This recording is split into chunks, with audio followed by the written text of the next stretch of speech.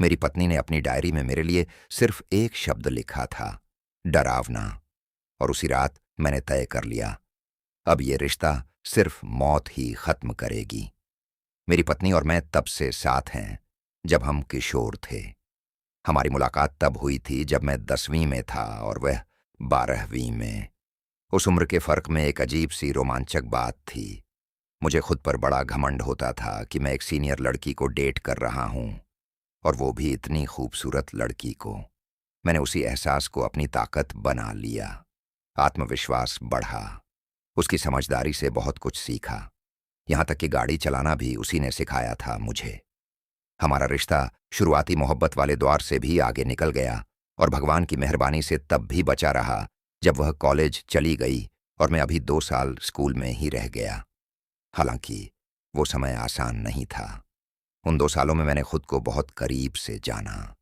अलग होने का डर इंसान को अंदर से कितना तोड़ देता है, ये तब समझ आया। मेरी असुरक्षा हर दिन बढ़ती जा रही थी। शायद इसी वजह से मैंने पहला फ्लैट खरीदते ही उसे शादी के लिए प्रपोज कर दिया। मुझे ये कहते हुए शर्म आती है, क्योंकि मैं खुद को पागल जैसा महसूस करता हूं, लेकिन वो मेरी थी। मैं किसी और औरत के साथ अपनी जिंदगी की कल्पना भी नहीं कर सकता था। अगर वो चली जाती तो लगता जैसे मेरी पूरी दुनिया खत्म हो जाती।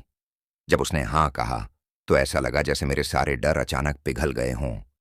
मुझे पहली बार लगा कि कोई मुझे सच्चे दिल से प्यार करता है।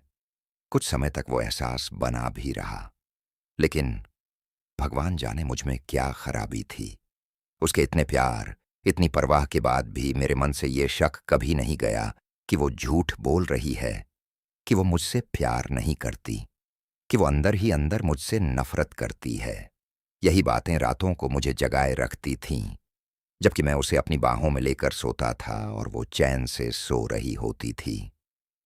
धीरे धीरे उन्हीं बातों ने हमारे रिश्ते में दरार डालनी शुरू कर दी।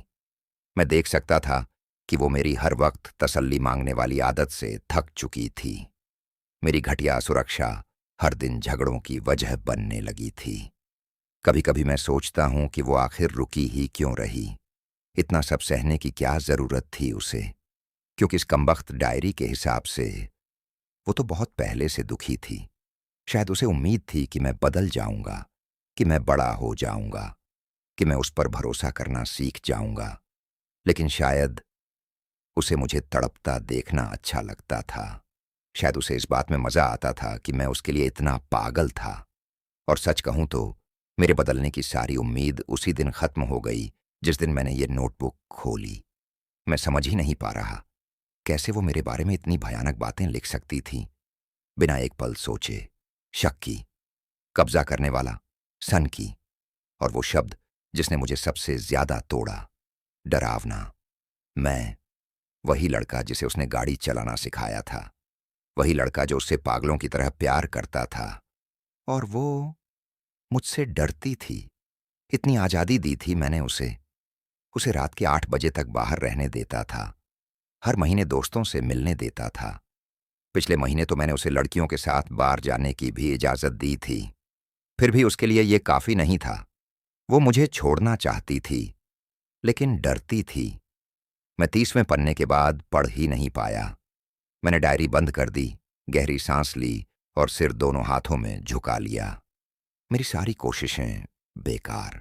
मैं वहीं बैठा टूट रहा था कि तभी पीछे से उसकी कांपती हुई आवाज आई, सुनो, तुम मेरी ड्रेसिंग टेबल पर क्यों बैठे हो? उस पल मैं सिर्फ हंस सका। उस वक्त पर हंसा जो बर्बाद हो गया, उस पैसे पर हंसा जो इस रिश्ते में झोंक दिया, उस झूठ पर हंसा कि प्यार जैसी कोई चीज सच में होती है। लेकिन सबसे ज्यादा मैं हमारी शादी पर हंसा।